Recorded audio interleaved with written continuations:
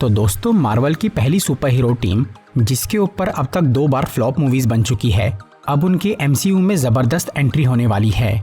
क्योंकि न सिर्फ इस फिल्म की कास्ट, ग्राफिक्स और स्टोरी अच्छी लग रही है, बल्कि इसका फ्यूचर मूवीज के साथ बहुत बड़ा कनेक्शन भी है। कुछ महीने पहले इस फिल्म का टीजर आया था, जिससे हमें मूवी की बेसिक डिटेल्स पता चली थी, और अब इसका नया ट्रेलर आ चुका है जो कि काफी जोरदार है, और इससे हमें फिल्म के बारे में बहुत कुछ पता चल गया है। आज मैं फैंटास्टिक फोर फर्स्ट स्टेप्स के दूसरे ट्रेलर का ब्रेकडाउन करूंगा और बताऊंगा आपको इस मूवी की स्टोरी के बारे में। तो आइए देखते हैं।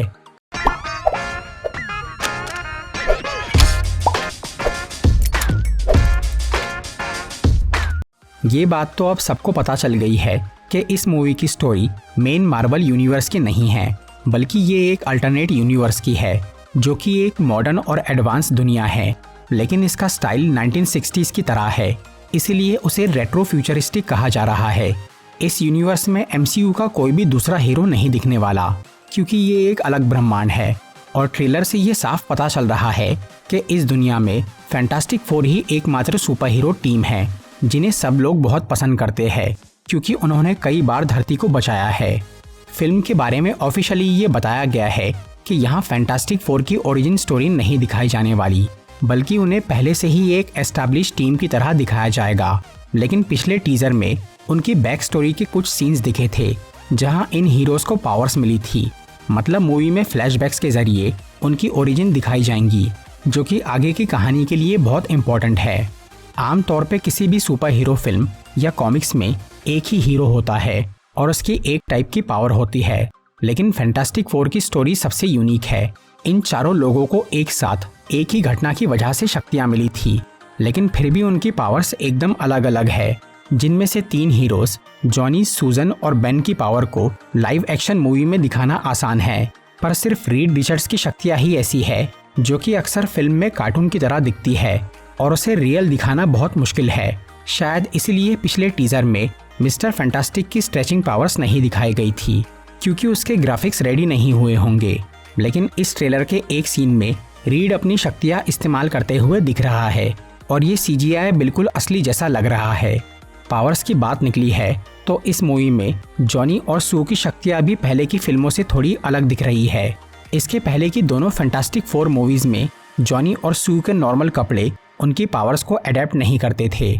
मतलब जॉनी के कपड़े जल जाते थे और सू के कपड़े उसके साथ गायब नहीं होते थे।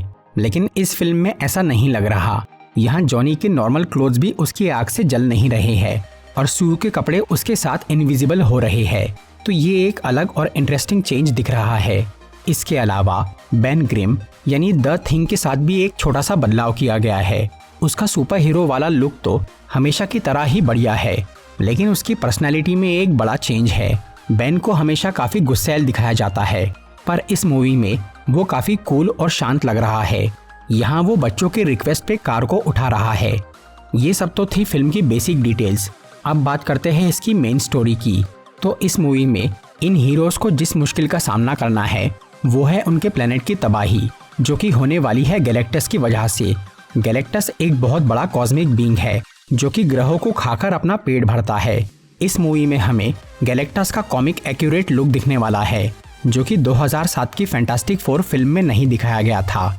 वहाँ उसे एक स्पेस के तूफान की तरह बताया गया था, लेकिन इस बार वो अपने पूरे डिजाइन में सर से लेकर पैर तक दिखने वाला है। ट्रेलर के लास्ट में हम उसे धरती पे चलते हुए देख सकते हैं, पर इससे सबके मन में यही सवाल आएगा कि जो एलियन ग्रहों को खाता है वो किसी ग्रह से छोटा कैसे हो सकता है।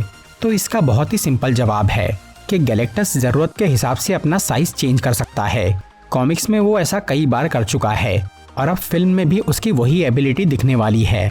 गैलेक्टस को अक्सर एक विलेन कहा जाता है जो कि प्लैनेट्स को तबाह करता है, पर ऐसा नहीं है। वो असल में नेचर का एक पावरफुल फोर्स है। ग्रहों को खाना उसका कोई शौक या बुराई नहीं है, बल्कि ये तो कुदरत का संतुलन बनाए रखने का एक तरीका है। गैलेक्टस अपनी भूख मिटाने के लिए किसी भी प्लैनेट को नहीं खाता, बल्कि वो सोच समझ के सही ग्रह चुनता है, और ये चुनने का काम उसका सेवक सिल्वर सर्फर करता है। तो अब इस कैरेक्टर के बारे में भी बात कर लेते हैं। सिल्वर सर्फर को देखकर सब यही सोचते हैं कि वो एक एलियन है जिसकी प्रजाति के सब लोग भी उसी की तरह दिखते होंगे, लेकिन ऐसा नहीं है। सिल्वर सर्फर एक एलियन तो है, लेकिन उसके प्लेनेट जेन-ला के लोग ऐसे नहीं दिखते, वो इंसानों की तरह ही दिखते हैं। कॉमिक्स में एक बार जब गैलेक्टस ने जेन-ला ग्रह को खाने की कोशिश की थी, तब वहां रहने वाले एक आदमी नॉरिन रेड ने गैलेक्टस से रिक्वेस्ट की थी कि वो ऐसा ना करे, बदले में वो उसका गुलाम बनने को तैयार है। इसीलिए गैलेक्टस ने उस प्लेनेट को छोड़ दिया था और नॉरिन को सिल्वर सर्फर की पावर देकर अपना गुलाम बना लिया था। तब से नॉरिन उसके लिए प्लैनेट्स ढूंढने का काम करता है और वो गैलेक्टस के वहां जाने से पहले उस ग्रह वालों को चेतावनी देता है कि वो लोग वहां से निकल जाए। ऐसा करने पर जब अगर उस प्लैनेट के लोग ज़्यादा विरोध करते हैं तो गैलेक्टस ये समझ जाता है कि वो ग्रह खास है और उसे तबाह करना गलत होगा, इसीलिए वो उन्हें बख्श देता है। कॉमिक्स में सिल्वर सर्फर ने एक बार पृथ्वी ग्रह को गैलेक्टस के खाने के लिए चुन लिया था, लेकिन बाद में उसे एहसास हुआ कि उसका फैसला गलत है, इसलिए उसने फिर गैलेक्टस को रोका था। ऐसा ही कुछ 2007 वाली फैंटास्टिक फोर मूवी में भी हुआ था, लेकिन इस नई फिल्म में सिल्वर सर्फर और गैलेक्टस की कहानी थोड़ी अलग लग रही है। यहाँ एक फीमेल सिल्वर सर्फर है जिसका नाम है शैला बाल, जो कि कॉमिक्स में नॉरिन रेड की गर्लफ्रेंड थी।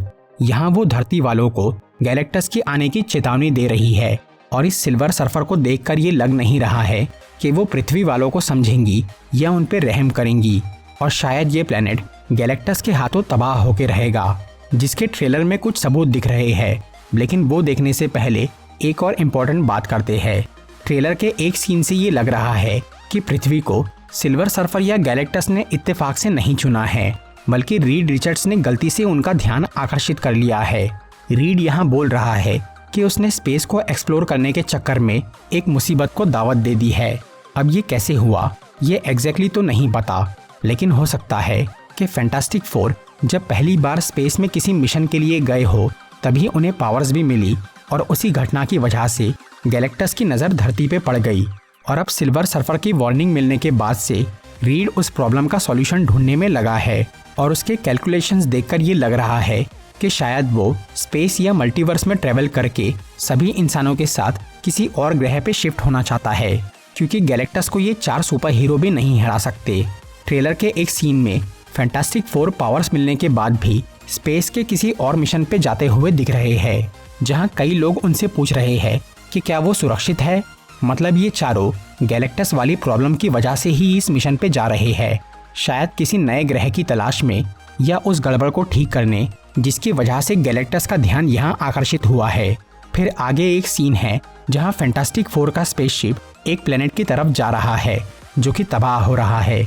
तो हो सकता है कि फैंटास्टिक फोर की गैर मौजूदगी में गैलेक्टस ने उनके ग्रह को बर्बाद कर दिया और इस दुनिया के खत्म होने के चांस बहुत ज़्यादा है, क्योंकि अगले साल एवेंजर्स डूम्सडे में फैंटास्टिक फोर का दिखना कंफर्म है, जहां वो मेन मार्वल यूनिवर्स के कैरेक्टर्स से मिलेंगे। इसीलिए हर किसी का ये मानना है कि इस फिल्म में फैंटास्टिक फोर की ये दुनिया तबाह हो जाएंगी और तब वो दूसरी यूनिवर्स की धरती पे पहुंचेंगे। मूवी में इन हीरोज पे काफ़ी ज़्यादा प्रेशर रहने वाला है, क्योंकि वो अपनी दुनिया के इकलौते सुपर हीरोज़ है और इस टेंशन के बीच में उन्हें एक और बड़ी जिम्मेदारी निभाना है। ये तो हम सभी जानते हैं कि रीड और सू शादीशुदा कपल है, पर इस फिल्म में सू प्रेग्नेंट भी दिख रही है और वो पहली बार माँ बनने वाली है, जो कि कोई मामूली बात नहीं है, क्योंकि कॉमिक्स में रीड और सू का पहला बच्चा एक म्यूटेंट है जिसका नाम है फ्रैंकलिन रिचर्ड्स, और वो एक बहुत ज़्यादा पावरफुल कैरेक्टर है जिसके पास ब्रह्मांड को बनाने और मिटाने की भी शक्ति है। MCU में अगर फ्रैंकलिन का जन्म होता है तो फ्यूचर मूवीज़ में उसका बहुत इंपॉर्टेंट रोल होगा, शायद वो एवेंजर्स सीक्रेट वॉर्स में कोई बड़ा रोल प्ले करे। फिलहाल सूजन की प्रेगनेंसी की बात करें तो ट्रेलर की स्टार्टिंग में उसके प्रेग्नेंट होने के बारे में सबको पता चल रहा है। फिर आगे जब सिल्वर सर्फर धरती पे आती है तो उस टाइम सू का पेट थोड़ा बढ़ चुका है, जो कि 6-7 महीने वाली प्रेगनेंसी है। मतलब मूवी में काफ़ी टाइम गैप दिखेंगी।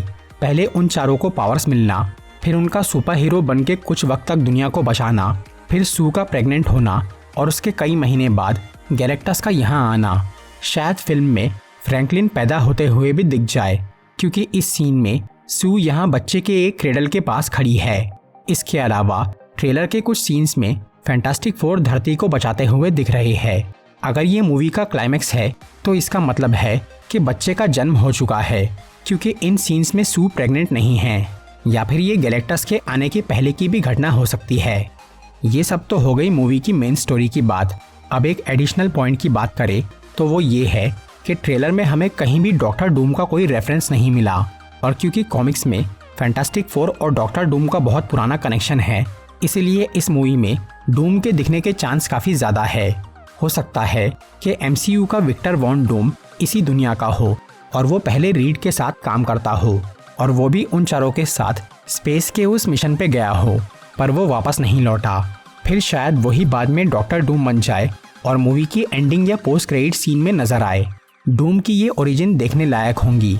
अब बस इस फिल्म के आने का इंतज़ार है। तो दोस्तों, ये था एक ट्रेलर ब्रेकडाउन वीडियो और फैंटास्टिक फोर मूवी के बारे में कुछ इन्फॉर्मेशन। अगर आपको ये वीडियो अच्छी लगी हो तो इसे लाइक और शेयर ज़रूर करिए, और ऐसी ही इंटरेस्टिंग वीडियोस देखने के लिए सब्सक्राइब कीजिए हमारा चैनल और इस बेल आइकन को दबाइए ताकि आपको हमारी वीडियोस सही टाइम पर मिल सके। Walking alone, the streets are empty. The only thing I can see is my own silhouette. I'm getting stronger, step by step. The clock is ticking, but there's no time for me.